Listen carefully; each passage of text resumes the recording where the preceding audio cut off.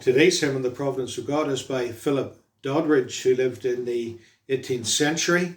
He was a friend of Isaac Watts, and like Isaac Watts was a non-conformist minister. In other words, he didn't belong to the Church of England, and in fact in the 17th century his father had been ejected from the Church of England in the Great Ejection of 1662, when hundreds of ministers lost their churches overnight when they wouldn't conform to the Act of Uniformity and at the command of the king. So he was brought up as a nonconformist. It's very difficult to get education as a child of a nonconformist because the schools are mostly run by the Church of England.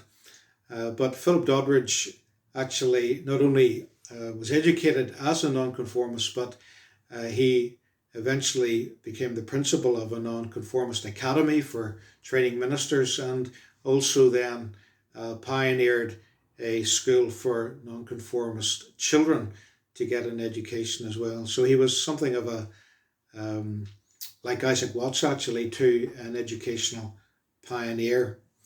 However, he wrote a large number of hymns. One of the most famous around the world has been O Happy Day.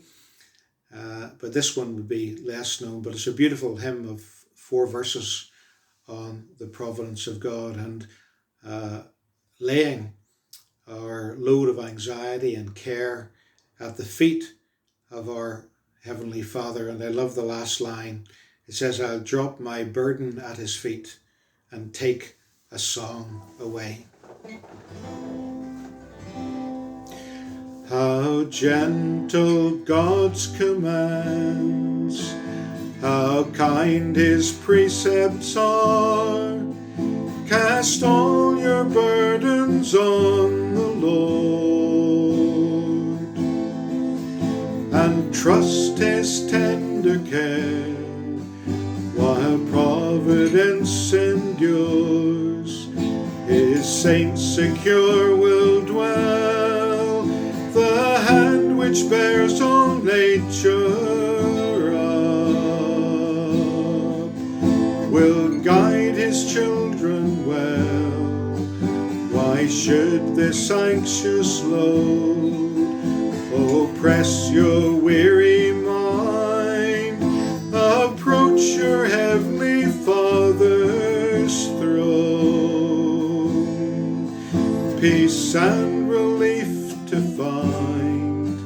His goodness has been proved down to the present day. I'll drop my burden at his feet and take a song away.